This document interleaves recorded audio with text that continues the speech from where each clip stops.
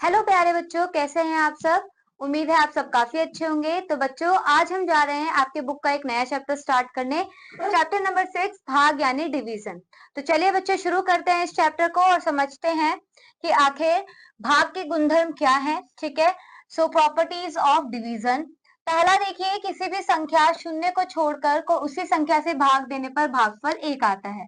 तो बच्चों, अगर आप किसी भी संख्या की उसी संख्या से भाग कर रहे हो तो आपको क्या मिलता है, 1 मिलता है, शून्य को छोड़कर।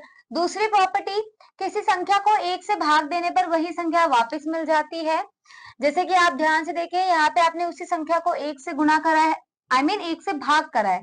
जैसे कि देखिए, यहाँ पे आपने 1 से भाग करा और यहाँ पे भी आपने 1 से भाग करा, पर आपको जो आंसर मिल रहा है वही सेम मिल रहा है, भागफल, है ना। सेम वही संख्या वापस मिल जा रही है। यहाँ याद रखिएगा, केवल भागफल ही एक ऐसी क्रिया है जिसमें बाएं से दाएं की ओर आप आगे बढ़ते हैं। यानी आपने एडिशन करा था तो आपने कहाँ करा था, दाएं से बाएं आए थे। सब्ट्रैक्शन में भी दाएं से बाएं की ओर करते हो और मल्टीप्लिकेशन में भी दाएं से बाएं की ओर ही करते हो। बट आपका भाग ही एक ऐसी क्रिया है जिसमें जो आप प्रोसेस फॉलो करते हो वो कहाँ से करते हो, इस तरफ से।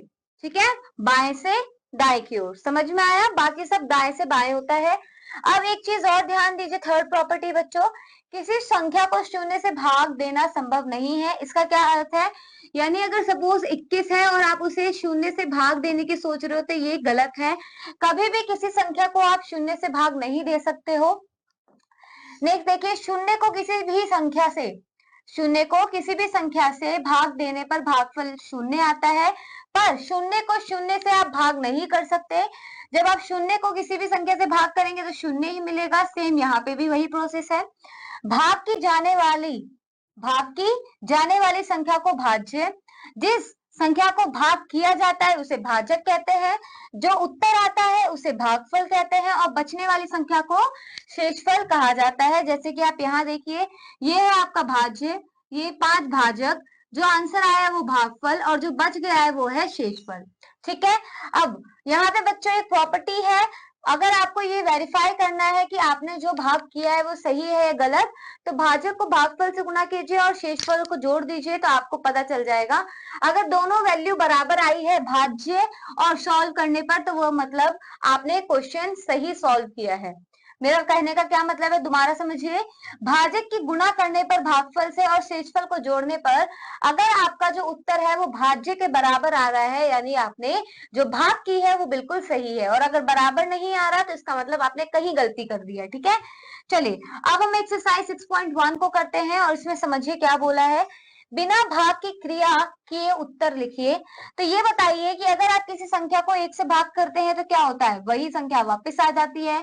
अगर किसी संख्या को उसी संख्या से भाग करते हैं तो 1 मिलता है। इसमें भी क्या मिलेगा, 1। Very good. नेक्स्ट, किसी शून्य को अगर शून्य को आप किसी संख्या से भाग करोगे क्या मिलेगा, शून्य ही मिलेगा, राइट। और किसी संख्या को अगर आप 1 से भाग करोगे तो आपको वही संख्या क्या मिल जाएगी, वापस मिल जाएगी। Is that clear, very nice. आगे बढ़े। नेक्स्ट देखिए बच्चों, अब क्या बोला है, अब बोला है 2 अंक की संख्या से भाग। तो 8080 को 39 से भाग दीजिए, तो कैसे भाग करेंगे बच्चों, समझते हैं। पहले देखिए 39 को भाग कैसे किया जाएगा, 39 से भाग कैसे किया जाएगा 8080 को। तो भाग करने का जो तरीका है, सबसे पहले 8 देखिए, मैं इस पूरे प्रोसेस को आपको यहाँ समझा रही हूँ। 8 जो है वो 39 से छोटा है, तो आपको 80 लेना पड़ेगा साथ में। अब 80 39 से बड़ा है। 39 2 बार में कितना देता है, 78 देता है ना। तो अब आप घटाएंगे तो आपका क्या बचेगा, 2 भागफल शेषफल बचेगा। ठीक है, अब दोबारा 8 उतारिए, 28 अभी भी 39 से छोटा है, तो आप शून्य भी उतारेंगे तो 280 हो जाएगा, है ना। अब 280 39 से बड़ा है, बट ध्यान रखिए आपने 2 संख्याओं को एक साथ उतारा है तो आपको बीच में एक शून्य लगाना पड़ेगा। अब 39 7 बार में 273 देगा और घटाने पे आपका जो शेषफल आएगा वो आएगा 7। और जांचने के लिए अब आपको पता है भागफल है 207, भाजक कितना था बच्चों 39 और शेषफल है 7। जब आप इसे सॉल्व करेंगे तो आपको मिलेगा 8080, जो कि आपका फाइनल आंसर है। ठीक है, तो मतलब आपने जो भाग किया है वो बिल्कुल सही किया है। आगे बढ़िए और अब देखिए अभ्यास 6.2, इसमें क्या बोला है, भाग दीजिए तथा उत्तर की जांच कीजिए। तो चलिए बच्चों इसको भाग करके देखते हैं। 628 को आप भाग दीजिए 27 से, तो 27 दूनी कितना होता है बच्चों, 54, राइट, और सब्ट्रैक्ट कीजिए तो बचेगा 8।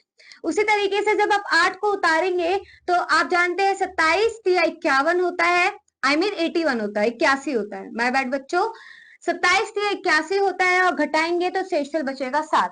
अब इसने एक चीज और बोली है, जांच करनी है, तो ये है आपका, बताइए, भागफल। भागफल गुना ये क्या है, भाजक प्लस शेषफल। अब जब आप इसे सॉल्व करोगे तो आपको मिलेगा 621 जमा 7 और आएगा 628। अब 628 जो आया है क्या वो भाज्य के बराबर है, बिल्कुल बराबर है, तो इसका मतलब आपने सही सॉल्व किया है। ठीक है, अब नेक्स्ट देखिए, अंकों में लिखकर भाग कीजिए, तो क्या बोला है, इससे बोला है 5,55,363, यानी 5,55,300, 300 ये ना 63 को भाग करना है आपको 27 से, तो कर लेंगे, है ना। ऐसे ही नेक्स्ट देखिए 4,44,500 को 592 को 68 से भाग करना है, 9,55,807 को आपको 66 से भाग करना है। तो इस फॉर्म में लिखकर आप फिर भाग कर लीजिए। ठीक है, सिर्फ भाग करना है, जांच नहीं करनी।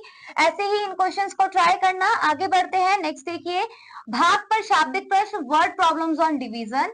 सो उदाहरण देखिए 3312 यानी 3,312 सेबों को 46 बक्सों में बराबर बराबर पैक किया गया, प्रत्येक बक्से में कितने सेब हैं बताइए।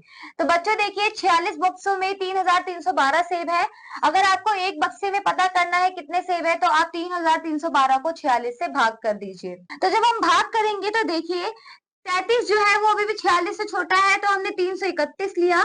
46 7 बार में 322 देता है, घटाने पर आपको मिलेगा 9। अब जब आपने 2 उतारा तो 92 हो गया, 92 भी 46 से क्या है, बड़ा है ना।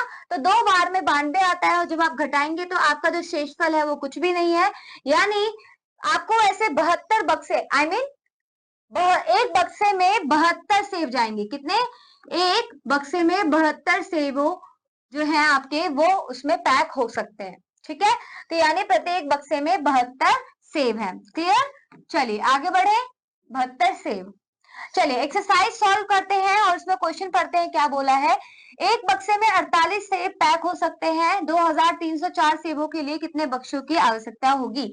तो सबसे पहले हमें क्या करना पड़ेगा, 2,304 को क्या करना पड़ेगा बताइए, 48 से भाग करना पड़ेगा। तो बच्चों 48 से आप भाग कर लेंगे, जब आप इसे 48 से भाग कर लेंगे तो आपको पता चल जाएगा कि कितने बक्सों की आपको आवश्यकता होगी। तो चलिए यहाँ पे करके देखते हैं। आप जानते हैं 23 छोटा होता है 48 से, तो 230 लेना पड़ेगा, है ना। अब 48 का आपको टेबल पता होना चाहिए।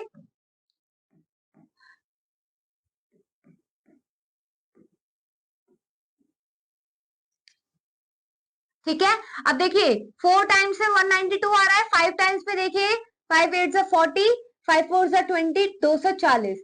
अब 240 तो बड़ा हो गया ना 5 बार में, है ना, तो 4 बार में हम कह सकते हैं हमें मिलेगा 192। और अब घटा दीजिए बच्चों, तो कितना बचेगा, 32 बचेगा, राइट, कितना बचेगा, 32। ऐसे ही फिर 4 को उतारिए, 32 ही बचेगा, या फिर 32 गलत लिख दिया है, चलिए घटाने में गलती हो गई है, दोबारा घटाते हैं।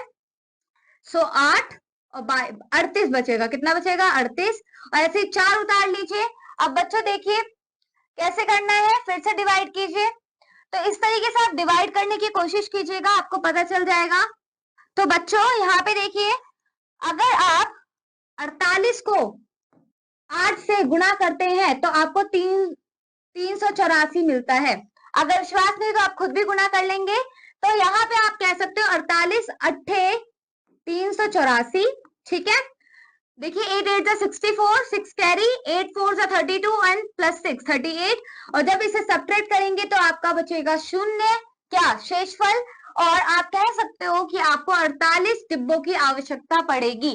कितने डिब्बों की, 48 बक्सों की आवश्यकता पड़ेगी 2,304 सेबों को क्या करने के लिए, पैक करने के लिए। ठीक है, चलिए, और एक बक्से में कितने सेब जा रहे हैं, 48 से।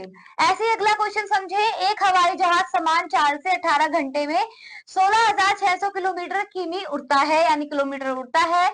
ये हवाई जहाज प्रति घंटा कितने किलोमीटर उड़ता है? तो सेम बच्चों वही काम करना है। क्या आप इसे क्या करेंगे? डिवाइड कर देंगे। यहाँ पे देखिए भाग करेंगे, 16,614 को आप क्या कर देंगे? भाग कर देंगे किससे? 18 से। तो कर लेंगे। तो चलिए सारे क्वेश्चन ही बच्चों आपके भाग के ऊपर है। क्वेश्चंस को पढ़िएगा और उसे रिलेट करने की कोशिश करिएगा, ठीक है। सो इस चैप्टर में बच्चों इतना ही। क्वेश्चंस को ट्राई आउट कीजिए, रिवाइज कीजिए, जो मैंने क्वेश्चन कराया है उसे भी। मैं आपसे मिलूंगी अगले क्लास में एक नए चैप्टर के साथ। Till then keep learning and keep exploring. Bye bye बच्चों।